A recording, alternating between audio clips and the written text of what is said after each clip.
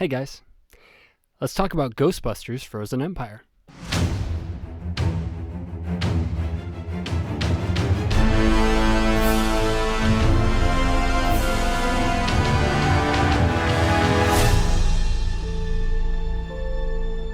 Hey guys, back at the desk.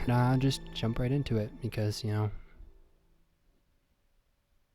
none of you care about my, sap life stories. Anyways, so today we're going to be talking about Ghostbusters The Frozen Empire. So I saw this movie back at the end of March. I believe it's when it came out. Give me a second. I'll look up. I think I went and saw it on the 24th of March. Just a foreshadow. There are going to be spoilers ahead, so be ready for that. And if you haven't seen the movie yet, then I just shut off this video and wait for the movie to come out so you can watch it and then come back and see this video. Because I don't like, people who spoil movies. So this video is more geared towards people who have seen it. But if you're just one of those people who, loves it when people spoil movies for you, you are a plague to humanity. But whatever. It's your choice. Don't say I didn't warn you. This is a sequel to Ghostbusters Afterlife, which came out over 2 years ago. Man, 2021, that's 3 years ago now. But not 3 years since the movie was officially released, which was in the fall of 2021. So technically it's been about 2 years. But Ghostbusters Afterlife came out and totally fixed the train wreck that was 2016 Ghostbusters. We don't even talk about it. We don't want to speak about it. We don't even consider it part of the franchise. At least true fans don't.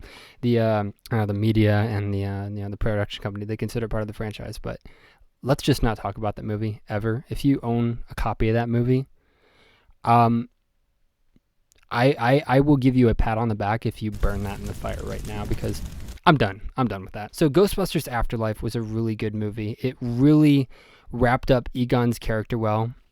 R.I.P. Harold Ramis. It was just a really good story about, family working together and family, being there for each other when they need each other. And Afterlife was just a good movie. So it was followed up recently by Ghostbusters Frozen Empire, which was delayed for whatever reason. I think it was because of the SAG strike that the movie took a little longer to come out than usual. I think it was originally slated to come out in the fall, but so Ghostbusters Frozen Empire is picking up where we left off on Afterlife. The family has moved to New York, and now they are actually taking over the Ghostbusters business because ghost sightings have ramped up around the city of New York again. Apparently, Phoebe is too young to be doing the job.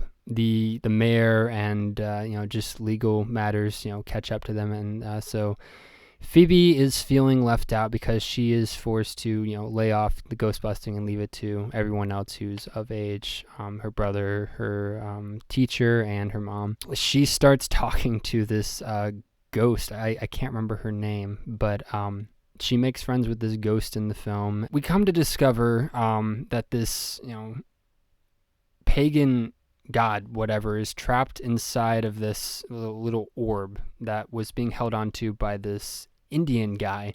I cannot remember his name for the life of me, the guy who plays him, or his name in the movie. But come to find out, he comes from a line of fire masters who were charged with, watching over this orb and making sure this pagan demigod never got out. Because if it did, it would, send the world into this severe ice age where nothing can live. What I liked most about the movie, the critics hated it for this reason, but I loved seeing all the old characters come back and doing what a franchise should do, and not just totally replace the characters with people who we absolutely abhor.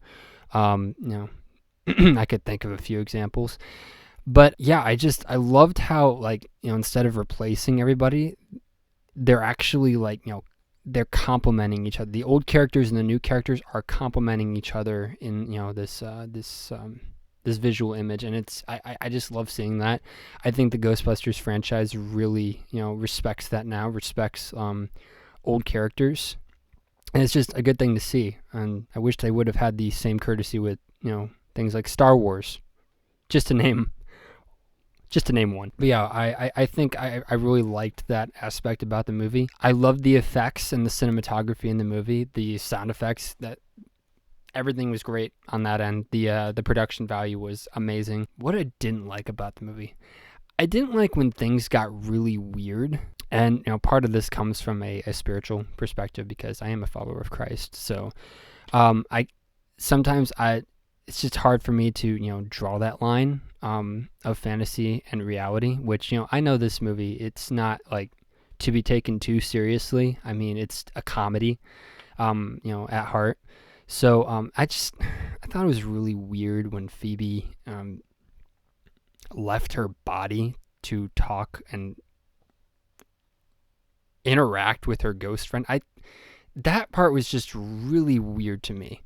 And from a spiritual perspective, very dangerous, because if you are not in control of your body, you leave room for something else to come in and take your place, aka demons. But anyways, if you can draw that line of fantasy and reality, and just know what is real, and because at heart, Ghostbusters, none of it's to be taken seriously. It's a comedy, like I said. But yeah, that part was just really weird, and I didn't like it. Also, I don't know why, but I just didn't like the Firewatcher guy. Hold on.